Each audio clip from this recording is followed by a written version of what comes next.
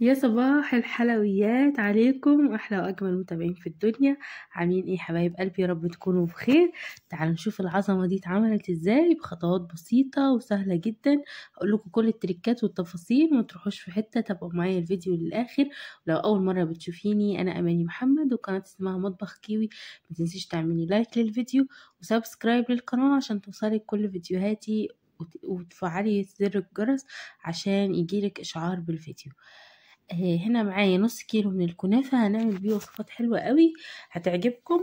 بصوا بقى، بقولك الكنافة تحطيها في الفريزر من اول ما تجيبيها، تقدري تقطعيها كده بايديكي زي ما انت شفتي، وتقدري تستسهلي وتحطيها في الكبة زي كده. انا بستسهل بصراحة وبحب احطها في الكبة، بتنجز عليا وقت وبخلص اسرع، وبحس ان انا مرتاحة يعني. فانا بحب ان انا اعملها في الكبة. بصوا كده، في ثواني ثواني بيكون خلص معايا النص كيلو بتاعي. هنا زياد كان بيساعدني. وزي ما احنا شايفين الفيديو كان لابس نص كم يعني. فده الفيديو ده بقاله سنة من رمضان اللي فات. انا كنت موقفة طبعا فيديوهات، لكن كنت موقفة ان انا انزل فيديوهات، لكن انا كنت بعمل فيديوهات في البيت. بس كده، ما تروحوش في حتة، الوصفة عظمة جدا. هنتابع مع بعض الخطوات. بقى خلصت الكيلو، النص كيلو بتاعي كله ضربته في الكبة. اهم حاجة ان انا بحب اخليه ناعم جدا، يعني بحيث ان هو يترص كويس معايا في الصينية بتاعتي. هنعمل ايه؟ هنعمل الكنافة بالكب كيك، بصينية الكب كيك. وهنعمل الكنافة بالقشطة الكدابة. شايفين كنافة عسل ازاي؟ تعمليها في ايديكي دايبة دوب.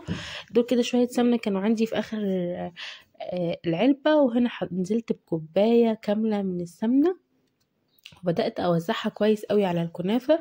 في المرحلة دي تقدري تحطي معلقة أو معلقتين من السكر البودر، لكن أنا بصراحة، أو شربات لو عندك، لكن أنا بصراحة جربتها بالطريقتين وكنت حاسة إن السكر لما بتحطيه بينشفها، أو يعني بصي مش بيخليها حلوة. فبطلت ان انا احطه بصراحة، وبقيت اعملها بالطريقة دي. هنا بقى نحضر مقادير القشطة الكدابة. نحط معلقتين من الدقيق، ومعلقتين من النشا، ومعلقتين ونص من السكر، او على حسب ما انتي بتحبي التحلية تكون ازاي.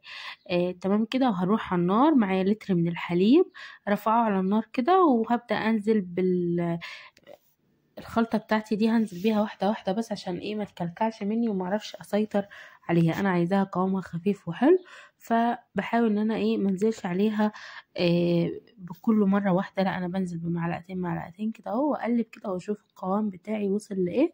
وببدأ ان انا اتابعها كده بالمضرب كل شوية، لغاية لما تتخن للسمك اللي انا محتاجاه. هبدأ ان انا اسيبها ان هي تبرد. طبعا تقدري تعملي الخطوة دي في البداية خالص، يعني تقدري تعملي القشطة الكدابة دي قبل ما تبدأي في الكنافة أصلا، بحيث ان هي لغاية لما تخلصي الكنافة تكون هي بردت. هنا بقى دهنت سمنة كده، وبدأت أدهن قالب الكب كيك بتاعي، صينية الكب كيك بتاعتي. وابدأ كده احط ارضية، وبحط شوية زبيب في النص، وبقفل عليهم بشوية كنافة تاني، وبأي حاجة معايا بضغط عليها كده بحيث ان هي تتماسك في بعض كويس قوي. تقدري تحشي بدل الزبيب قشطة كدابة، تقدري تحطي كاستر، تقدري تحطي بصي اي حاجة انتي حابة طعمها، نوتيلا ممكن تحطيها. تمام. انا يعني في الكب كيك استسهلت الزبيب، وبيدي طعم حلو قوي هو مع الكنافة، فحبيت ان انا احشيه كده اهو زي ما احنا شايفين مع بعض. وفي الصينية الكبيرة اللي انا هعملها هحشيها بالقشطة الكدابة. هنشوف خطوات مع بعض، متروحوش في حتة، تستعجلوش الخطوات، خلينا مكملين مع بعض للآخر. بس كده خلصت كده كمية الزبيب كلها بتاعتي اللي انا حطيتها في الصينية، وبدأت كده ان انا اجيب شوية من الكنافة اقفل بيها الوش بتاع الصينية بتاعت الكب كيك بتاعتي، بحيث ان هي تبقى لما تتقلب تبقى كب كيك كده، يبقى شكلها تحفة جدا. هنشوفه مع بعض هيعجبنا. طبعا شفناه في بداية الفيديو. ببدأ كده ان انا بقفل كويس قوي، مش بخلي اي زباية باينة عشان بتتحرق للأسف، وده السبب اللي انا مخلانيش ان انا احطها كده من فوق. بس كده قفلت كده كويس، وهبدأ ان انا انضف الصينية بتاعتي، وكده اول حاجة خلصت. هبدأ بقى اجيب وهبدأ كده الم حواليا، وهنا زي ما بقول لكم بشوف بوريكم انا قفلت عليها ازاي. وبرده هنضف الصينيه بتاعتي، وبعد كده هجيب صينيه كبيره وادهنها بمعلقتين من السمنه او الزبده على حسب الموجود عندك. برضو تقدري تستبدلي كوبايه السمنه اللي حطيناها في اول الوصفه خالص على الكنافه، تقدري تستبدليها بكوبايه من الزبده. اللي عندك حطيه وما توقفيش يعني نفسك على حاجه. هنا كده معايا كميه من الكنافه حطيتها في ارض الصينيه زي ما احنا شايفين كده مع بعض بس. وبعدين هنزل بالقشطه بتاعتي اللي بردت، بصوا بقلبها كده. كان يعني اهم حاجه تحطي عليها حاجه من فوق عشان ما تعملش قشره. قلبتها كده وبدات احط الكميه المناسبه عندي، ببعد من الاطراف علشان ما تتلسوعش وعلشان ما تتفتحش مني الكنافه. هنشوفها لما نقلبها هتبقى عظمه جدا ازاي.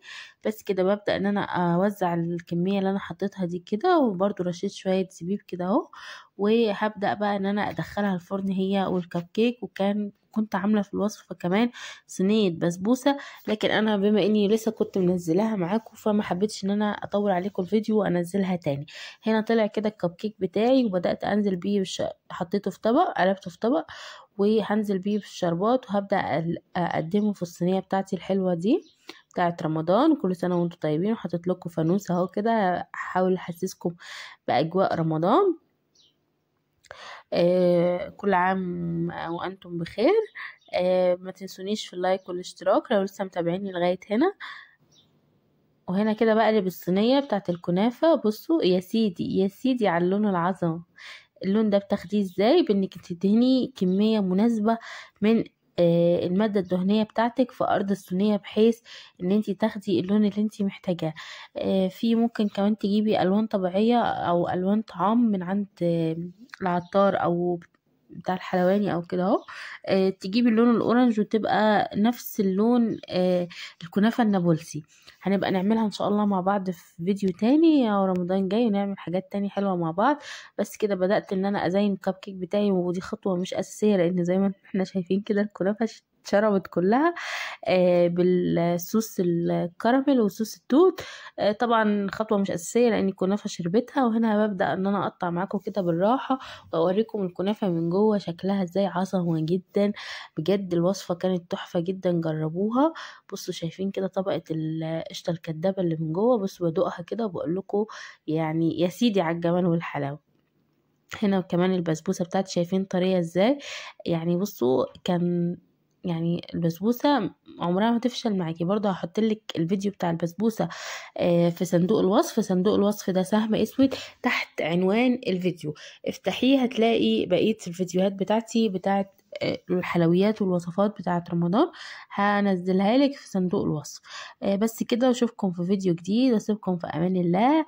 ويا رب يكون الفيديو عجبكم. ومتنسونش تعملي لايك للفيديو وسبسكرايب للقناة عشان توصلك كل فيديوهاتي. بحبكم في الله، واسيبكم في امان الله، واشوفكم في فيديو جديد. والسلام عليكم ورحمة الله وبركاته.